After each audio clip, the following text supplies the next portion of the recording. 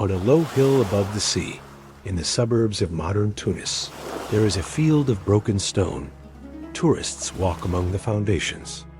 The Mediterranean glitters below, blue and calm, the way it has for 3,000 years. There is almost nothing left to see. A few cisterns, the stumps of walls, the outline of two strange harbors cut into the shore. And yet this quiet hillside was once the center of one of the greatest powers the ancient world ever produced. A city of perhaps 500,000 people, the master of the western seas, the richest trading empire on earth, and the one rival that came closer than any other to destroying Rome before it ever became an empire at all. Its name was Carthage. And Rome did not just defeat it. Rome erased it, burned it to the ground, sold its people into slavery, and worked so thoroughly to wipe it from the earth that for centuries we half believed the legend that they plowed salt into its soil, so that nothing would ever grow there again. This is the story of a civilization that ruled the Mediterranean for 600 years, and was so completely destroyed that we know it today, almost entirely through the words of the people who hated it most. To find where Carthage began, you have to sail east to the coast of what is now Lebanon. There, more than 3,000 years ago, lived a people the Greeks called the Phoenicians. They were not a single kingdom, but a string of independent cities clinging to a narrow strip of coast. Tyre, Sidon, Byblus, hemmed in by mountains with nowhere to expand but out onto the water. So they became the greatest sailors of the ancient world. While other peoples hugged the shore, the Phoenicians struck out across the open sea, navigating by the stars, trading from one end of the Mediterranean to the other and beyond, out through the Strait of Gibraltar, into the cold Atlantic. They traded cedar wood and glass, and above all, a deep shimmering purple dye, wrung from sea snails, so rare and so costly that it became the color of kings. The very name Phoenician may come from that purple, and they carried something else, something that would outlast every cargo they ever shipped. To keep their accounts across a trading world, the Phoenicians used a simple writing system, a handful of letters, each standing for a sound. The Greeks borrowed it. The Romans borrowed it from the Greeks. And the alphabet you are reading these words in right now is in the end a Phoenician invention carried across the sea by merchants to protect their long trade routes. The Phoenicians planted colonies along the way, safe harbors where ships could shelter and resupply. And around the year 814 BC, on the coast of North Africa, on a perfect natural harbor facing Sicily, they founded the one that would outshine them all. Legend gives the founding a name, and a tragedy, the story, told by later Greek and Roman writers, says the city was founded by a princess of Tyre named Elissa, whom the Romans would call Dido, fleeing her own brother. A murderous king, she sailed west with a band of followers in search of a new home. When she reached the coast of Africa, the local ruler agreed to sell her only as much land as could be covered by a single ox hide. So Elissa, the story goes, cut the hide into the thinnest possible strips, tied them end to end, and encircled an entire hill. On that hill, she built her city. In the language of the Phoenicians, they called it Carthage, the new city. We know it by the name the Romans gave it. Carthage. Not how much of Dido's story is true, no one can say. But the date fits, the place is real, and the city that rose on that hill was very real indeed. For while the mother cities of Phoenicia were slowly conquered by greater empires to the east, their daughter in the west grew rich and strong and free until Carthage was no longer a colony of anyone. It was a power in its own right, and it was about to inherit the sea. Carthage became something the ancient world had rarely seen. An empire built not on land, but on water. It had little interest in conquering vast territories. What it wanted was trade, and the routes that carried it. From its harbors, Carthaginian ships fanned out across the western Mediterranean, and Carthaginian money built a web of colonies and trading posts along the coast of North Africa, across to Sardinia, to the Balearic Islands, to the silver-rich south of Spain, to the western half of Sicily. They guarded their routes jealously, and it was said they would sink any foreign ship that sailed into their waters. At the center of it all sat the city itself, and its two famous harbors, an engineering wonder of the ancient world. A great rectangular harbor for merchant ships opened into a second, hidden, circular harbor reserved for the navy. Around its rim ran covered docks, sheltering as many as 220 warships, and at its center rose an island with a tower, from which an admiral could survey the whole fleet at once. To a visitor, it was a glimpse of the engine of an empire, the most sophisticated naval base in the world. The wealth that flowed through those harbors built a magnificent city, rising in terraces up the hillside, crowned by a fortified citadel called the Byrsa. Below it spread markets, workshops, temples, and tens of thousands of homes. By the height of its power, Carthage may have been one of the largest cities on earth.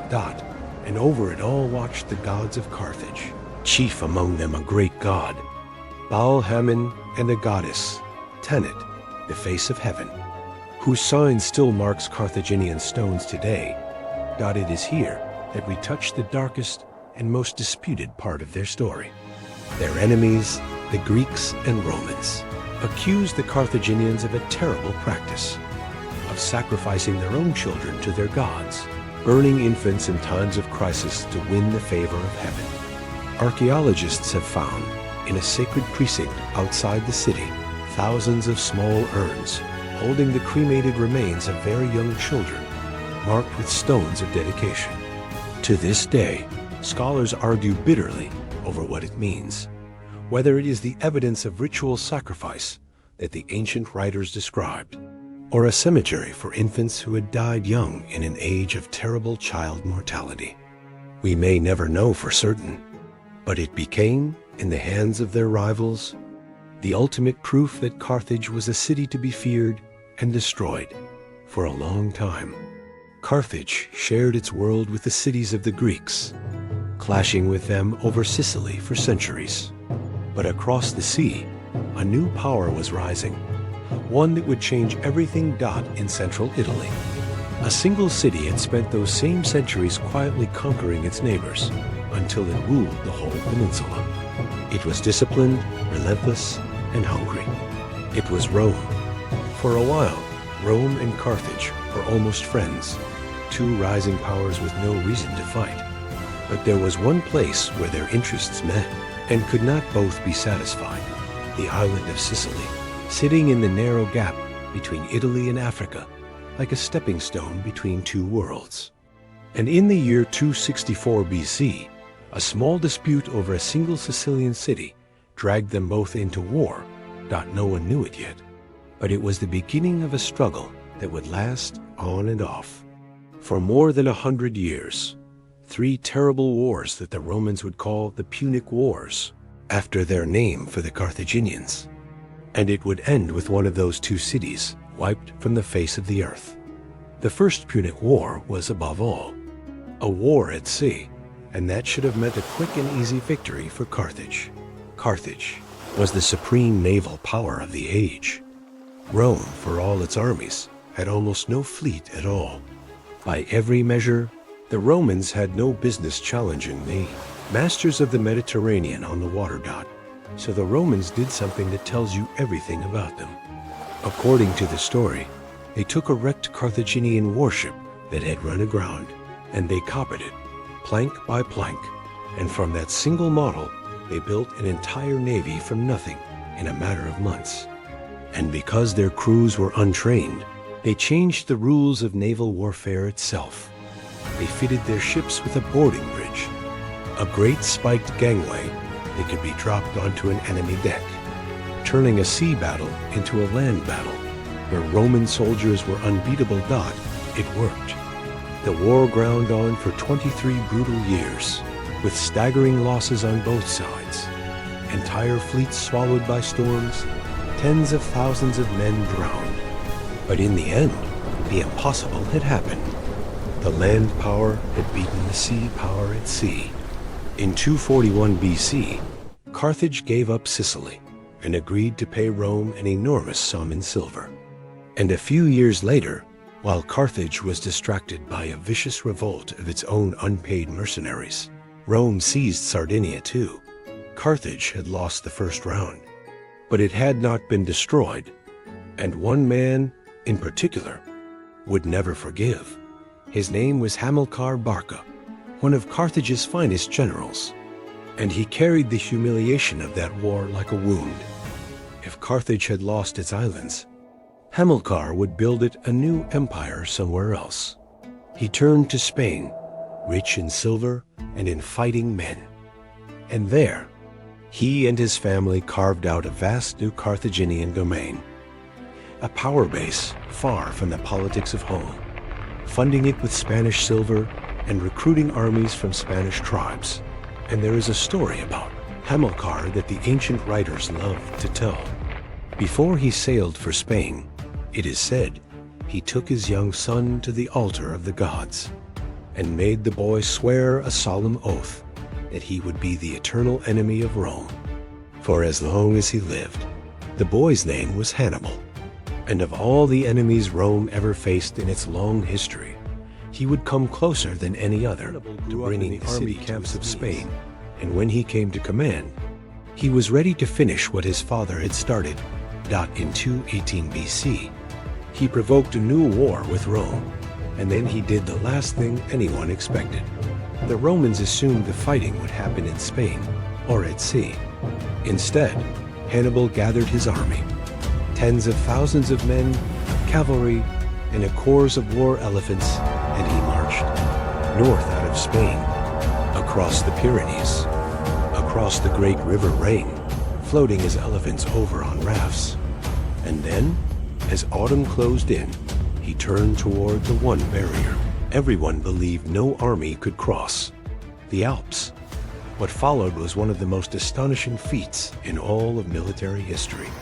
For weeks, Hannibal drove his army up into the freezing mountains, through snow and ice, along paths barely wide enough for a single file of men, harried the whole way by hostile tribes who rolled boulders down on them from above.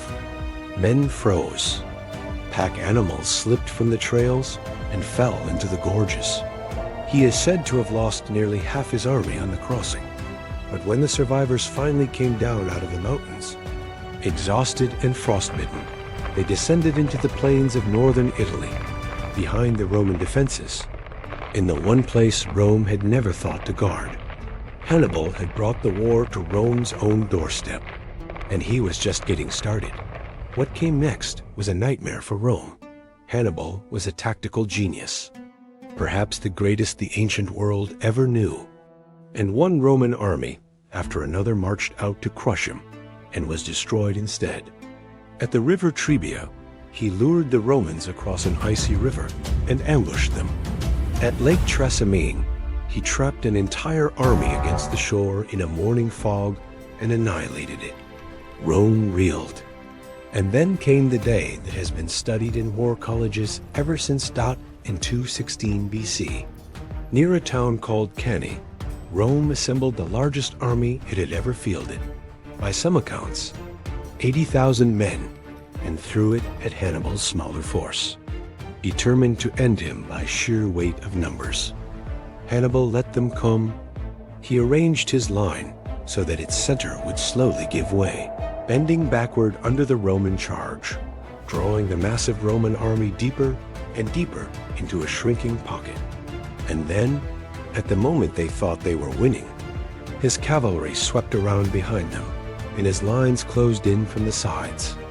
And the trap shut. The largest army Rome had ever raised was surrounded, packed so tightly its soldiers could barely lift their weapons and cut down where it stood. Ancient writers say that 50,000 men or more died in a single afternoon, one of the bloodiest days of battle in the entire history of the world. It was a victory so perfect, it still bears Hannibal's name in the textbooks. And in its aftermath, it seemed that nothing could save Rome. But Rome did not break. And in the end, that is the whole story. After Cannae, any other state in the ancient world would have surrendered. Rome did the opposite. It refused even to discuss terms. It enrolled new legions from boys and freed slaves. And it learned, at last, not to fight Hannibal on his own terms. A Roman general named Fabius adopted a new and humiliating strategy to shadow Hannibal, to harass him, to cut off his supplies, and never, ever to give him the open battle he wanted. It was called cowardice at the time. It saved the Republic, because for all his genius, Hannibal had a fatal problem. He could win any battle, but he could not take Rome itself, with its great walls, and he could not replace his losses. Carthage, divided and cautious, sent him too little, too late. The reinforcements his brother tried to bring over the Alps were intercepted and destroyed before they ever reached him. And so the greatest general of the age was left to wander up and down Italy for years, undefeated and yet unable to win, slowly running out of time. Meanwhile, Rome found a brilliant young general of its own. His name was Scipio, and instead of chasing Hannibal around Italy, he went after the source of Carthage's strength. He conquered Carthaginian Spain, and then he did the unthinkable. He carried the war across the sea and landed an army in Africa. At the gates of Carthage itself, was the one thing that could force Hannibal home. After 15 years on Italian soil, undefeated, he was recalled to defend his own city. The two greatest commanders of the age finally met in 202 BC on a plain in North Africa near a place called Zama. This time, the tactical mastery was Scipio's. He had learned from Cannae, learned how Hannibal thought, how he used his cavalry and his elephants. When the Carthaginian elephants charged, the Romans opened lanes in their ranks and let them thunder harmlessly through. And Scipio's cavalry, now the stronger, swept the field and crashed into the Carthaginian rear. The very move Hannibal himself had used to win at Cannae turned back against its master. Hannibal was beaten. For the first time in his life, on the field of battle, he lost. And with him, Carthage lost the war. The terms Rome imposed were crushing. Carthage surrendered Spain and every overseas possession. It was forbidden to keep more than a token fleet, 10 ships, where once there had been hundreds. It was made to pay a colossal sum in silver for 50 years. And most damning of all, it was forbidden ever to wage war again without Rome's permission. The Empire of the Sea had been reduced to a single city and its hinterland, living entirely at Rome's mercy. For most peoples, that would have been the end. For Carthage, the end was still to come, and it would be worse. What happened next is one of the colder stories in all of history. Stripped of its empire, Carthage did the only thing left to it. It traded, and it was so good at trading that, within a single generation, the broken city was rich again, paying off its enormous war debt early, its harbors busy, its fields green. It had no army worth the name, no navy, no empire. It was no threat to anyone, but it was prosperous. And to certain men in Rome, that was intolerable. Chief among them was an old senator named Cato. He had visited Carthage, and the sight of its recovery had filled him with dread. He became convinced that Rome could never be safe while Carthage stood, and he turned that conviction into an obsession. It was said that he ended every single speech he gave in the Roman Senate, no matter the subject, with the same words: Carthage must be destroyed, over and over. Year after year, he hammered it home until the idea took hold. Rome began to look for a reason. And when Carthage, provoked beyond endurance by a Roman-backed neighbor, finally raised its hand to defend itself, breaking at last the rule that it could never go to war without permission, Rome had the excuse it had been waiting for. The demands Rome made in 149 BC were designed to be impossible. First, Rome demanded hostages and got them. Then it demanded that Carthage hand over all its weapons and armor, and the Carthaginians, desperate to avoid war, surrendered them too, stripping their own city defenseless. And then, with Carthage disarmed, Rome revealed its final demand, that the people abandon their city entirely and move inland, away from the sea that was their life, their history, their sole dot. It was a sentence of death for Carthage as Carthage. And faced with that, the disarmed, defenseless city chose to fight.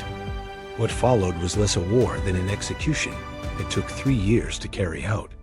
The Carthaginians, with extraordinary courage, refused to die. They turned their city into a single great workshop, working day and night to forge new weapons from nothing, melting down statues, women cutting their hair to make ropes for the catapults. Behind their massive walls, they held off the legions of Rome for 3 desperate years. But the end was never truly in doubt, not in the spring of 146 BC. The Romans, under a young general named Scipio Aemilianus, broke into the city at last dot, and then came 6 days that the ancient world never forgot. 6 days of fighting through the streets of Carthage, house by house, room by room, as the Romans clawed their way up the terraces toward the great citadel on the hill. The defenders fought from the rooftops and the doorways. The Romans burned and demolished as they advanced, tearing down the houses, filling the streets with rubble and with the dead. The fighting was so terrible and so close that it is remembered as one of the most savage urban battles in all of antiquity.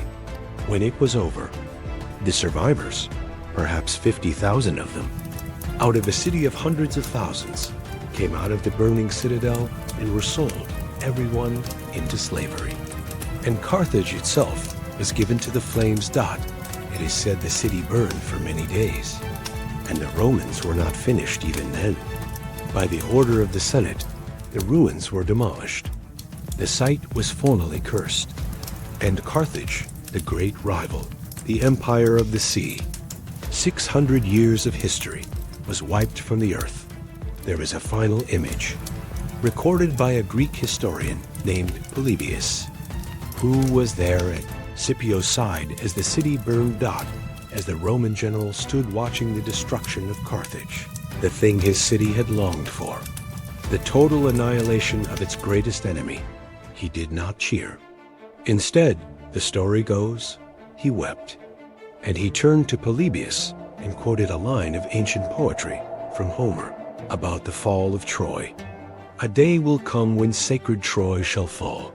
He had understood in that moment something his fellow Romans had not. He was looking at the corpse of a civilization every bit as great as his own. And he knew that one day, somehow, somewhere, it would be Rome's turn. He always is. The legend says that Rome then plowed salt into the earth of Carthage, so that nothing would ever grow there again. Historians doubt it ever happened. But the story endured for one simple reason, because it captured the truth of what Rome had done. This was not a conquest. It was an erasure, and it very nearly succeeded completely, because Carthage left almost no voice of its own. Its libraries were scattered and burned, its records lost. The Carthaginians had surely written their own histories, their own poetry, their own account of who they were, and almost none of it survives. What we know of this great civilization, we know mostly through the writings of the Greeks and the Romans, through the words, that is, of the very people who fought them, feared them, and finally destroyed them. We see Carthage almost entirely through the eyes of its enemies. There is a strange epilogue. 100 years after they destroyed it, the Romans themselves rebuilt a new city on the same cursed hill, a Roman Carthage, which grew into one of the greatest cities of the entire Roman Empire, a jewel of North Africa, before it too declined and fell, sacked and conquered, and finally abandoned, as all cities are. And so even the ruins you can visit today are mostly Roman ruins, built over the ghost of the city Rome destroyed. But the deepest revenge belongs to a legend. The Roman poet Virgil, writing his great epic of Rome's origins, reached back to that founding story of Carthage, to Queen Dido, and made her tragedy immortal. In his telling, the Roman hero loves the Carthaginian queen and then abandons her to her doom, and she curses his descendants with her dying breath, calling down eternal war between their peoples. It was the Romans' own greatest poet who gave Carthage its most lasting monument, a queen, betrayed, watching from the walls as the man she loved sailed away. The city Rome erased lives on. Most of all, in the literature of Rome, God Carthage was the great road, not taken of the ancient world. For 600 years it ruled the western seas, a civilization of merchants and sailors, of purple and silver, of daring voyages beyond the edge of the known world. It produced the greatest general of its age. It came within a single battle, perhaps within a single decision, of breaking Rome before Rome ever became an empire. And if it had, the entire history of the world that followed would have been unrecognizable. Instead, it lost. And losing in the ancient world could mean more than defeat. It could mean annihilation. The harbors fell silent. The markets emptied. The great city on the hill above the blue sea was burned and razed and buried, and very nearly forgotten, remembered in the end, mostly by the people who killed it. Its merchants believed, surely, that a city so rich and so mighty, mistress of the sea for 6 centuries, could never truly end. They were wrong. They always are. The harbors are silent. The fleets are gone.